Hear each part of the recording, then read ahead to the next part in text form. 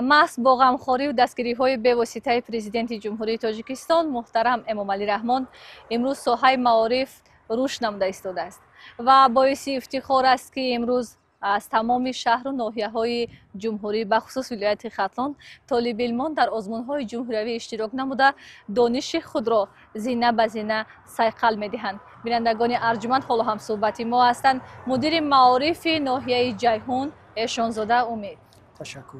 حالا میخواهم درباره آموزش زبان‌های خارجی صحبت داشته باشیم، به خصوص زبان انگلیسی و روسی. امروز برای طالب علمان کدام شرایط‌ها فراهم آورده شده است برای آموختن زبان‌های خارجی؟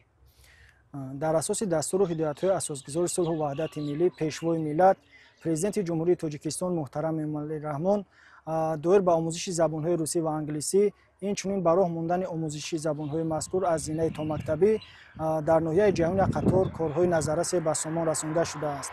در مسائل تا مکتبی ناحیه جیهون واحدهای کاری آموزگاران زبان‌های روسی و انگلیسی تشکیل کرده شده برای آموزش و از خود نمودن نازکی‌های این دو زبان واقعا هم مهم زمینه مساعد فراهم آورده شده است. همزمان در برابر این در نزد مؤسسات تعلیمی محفل‌های زبان آموزی و درس‌های علاوه‌ای از زبان انگلیسی و زبان روسی تشکیل کرده شده است و بیشتر خوانندگان به محفل‌های زبان آموزی و درس‌های علاوه‌ای شامل گردیده با استفاده از اصول‌های نو زبان آموزی دانش نظریه و عملی خود را مکمل نموده ایستاده‌اند.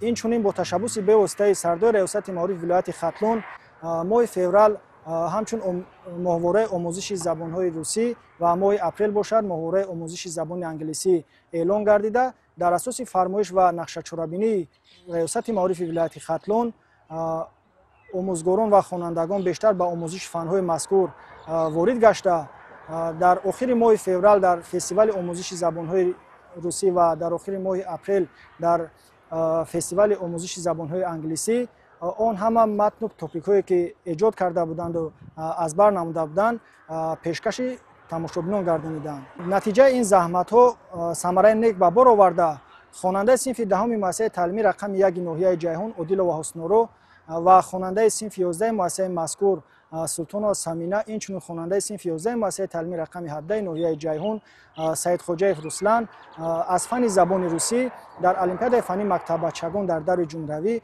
با گرفتن جای سوم سزاوار گردیدند. میخواهم بگوید که اشتراک طالب علمان مؤسسه‌های تعلیمی ناحیه جیهون در آزمون‌های جمهوری چگونه است؟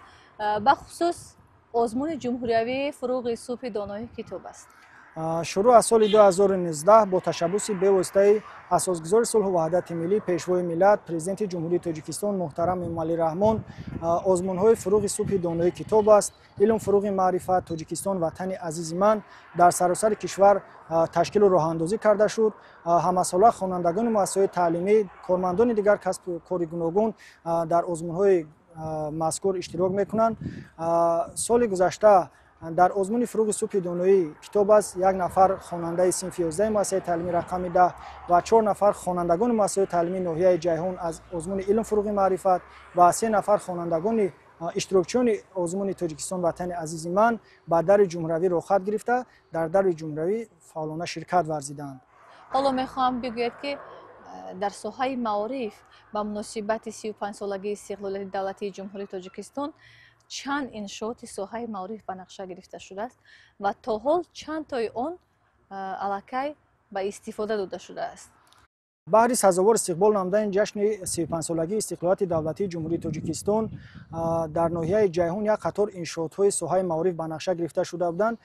در سال 2023 در نزد 7 مؤسسه تعلیمی ساختمان 35 سیمخانه علاوه‌ای برای 840 جای نشست ساخته به استفاده داده شد. در سال 2024 باشد 51 سیمخانه علاوه‌ای در نزد 8 مؤسسه تعلیمی مورد بهره برداری قرار داده شد.